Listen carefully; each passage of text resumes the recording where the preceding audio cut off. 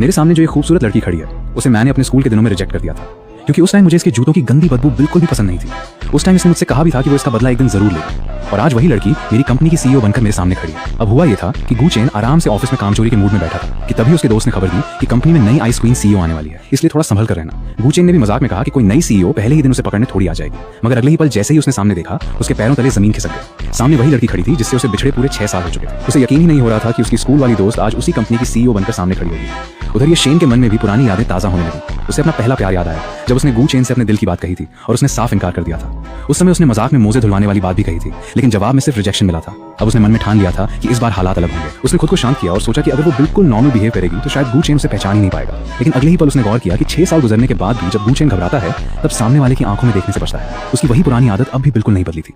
वैसे उस पर सीईओ बनने के बाद का दबाव अलग ही था। अकेले में बैठते ही उसने अपनी पसंदीदा मिल्क कैंडी निकाली और खाते हुए मुस्कुराने लगी। उसके चेहरे पर वही पुरानी खुशी लौट आई। इतने साल बीत जाने के बाद भी गू चेन उसे पहले जैसा ही प्यारा लग रहा था। तभी उसकी सेक्रेटरी अंदर चली आई और उसे मुस्कुराते देख घबरा गई कि कहीं मैडम को बुखार तो नहीं हो गया। ये शेन तुरंत नॉर्मल हो गई और सिर्फ इतना बोली कि अगली बार कमरे में आने से पहले दरवाजा नॉक करे। इसके बाद उसने ऑर्डर दिया कि 2 मिनट के अंदर गू चेन की पूरी पर्सनल फाइल उसके सामने होनी चाहिए। इधर गू चेन ने तय कर लिया कि आज पूरे दिन जितना हो सके उतना लो प्रोफाइल रहेगा। अगर किसी तरह आज का दिन निकल गया तो शायद आगे सब ठीक हो जाएगा। तभी सीईओ उसके पास आकर रुक गई और मुस्कुराते हुए बोली कि वो अपने काम में काफी डूबा हुआ लग रहा है। गू चेन ने खुद को संभालते हुए तुरंत सफाई दी कि वो किसी खूबसूरत लड़की को नहीं बल्कि अपने काम को देख रहा है, क्योंकि हर वीडियो को ध्यान से रिव्यू करना उसकी जिम्मेदारी है। ये शेन ने हल्की मुस्कान के साथ कहा कि उसे न जाने क्यों उसका चेहरा बहुत जाना पहचाना लग रहा है, जैसे दोनों पहले कहीं मिल चुके हैं। घबराहट छिपाने के लिए गू चेन ने मजाक किया कि लोग अक्सर कहते हैं उसका चेहरा मशहूर एक्टर पेंग युआन जैसा है, इसलिए शायद उसे ऐसा लग रहा हो। ये शेन उसकी बात सुनकर हंस पड़ी और बोली कि हैंडसम तो वो सच में है, लेकिन ऐसा बहाना उसने पहली बार सुना।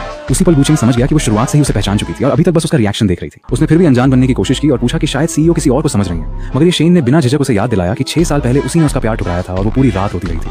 ये सुनते ही गू चेन को लगा कि कंपनी में उसने जितनी मेहनत से अपनी इमेज बनाई थी सब एक झटके में खत्म हो गई। उसने धीरे से कहा कि इतनी भीड़ के सामने ये बातें न करें, लेकिन ये शेन मासूमियत से बोली कि उसने तो सिर्फ सच ही कहा है। बाकी कर्मचारी ये सब देखकर दंग रह गए, जिन्हें लगा था कि गू चेन काम चोरी करते पकड़ा जाएगा, लेकिन अब उन्हें पता चला कि नई सीईओ तो उसकी हाई स्कूल की क्लासमेट निकली जिसे उसने कभी रिजेक्ट कर दिया था। पूरा ऑफिस तमाशा देखने के मूड में आ गया। कुछ देर बाद सीईओ ने गू चेन से कहा कि कंपनी में काम बहुत बढ़ गया है, इसलिए क्या वो आज सिर्फ 1 घंटा एक्स्ट्रा रुक सकता है। गू चेन ने पूछा कि हमेशा उसी को क्यों चुना जाता है। ये शेन ने बड़ी मासूमियत से जवाब दिया कि क्योंकि तब दोनों साथ में ऑफिस से निकल पाएंगे। गू चेन मन ही मन घबरा गया। पहली ही मुलाकात में उसे लगा जैसे फिर वही पुरानी मोजे वाली कहानी शुरू हो गई हो। आखिर उसने 1 घंटे के लिए हामी भर दी। ये शेन ने तुरंत शर्त रख दी कि वो चुपके से भागेगा नहीं। उसके मन में सिर्फ एक ही बात चल रही थी कि 6 साल पहले वो हार गई थी, लेकिन इस बार किसी भी कीमत पर गू चेन का दिल जीत कर रहेगी। वहीं गू चेन सोच रहा था कि वो तो बस शांति से नौकरी करना चाहता था, फिर उसकी जिंदगी इतनी मुश्किल क्यों होती जा रही है। ऑफिस में सभी लोग नई सीईओ को हमेशा ठंडी और सख्त स्वभाव वाली समझ रहे थे, लेकिन अचानक उन्होंने देखा कि वही सीईओ खुद गू चेन के लिए कॉफी बनाने की जिद कर रही है।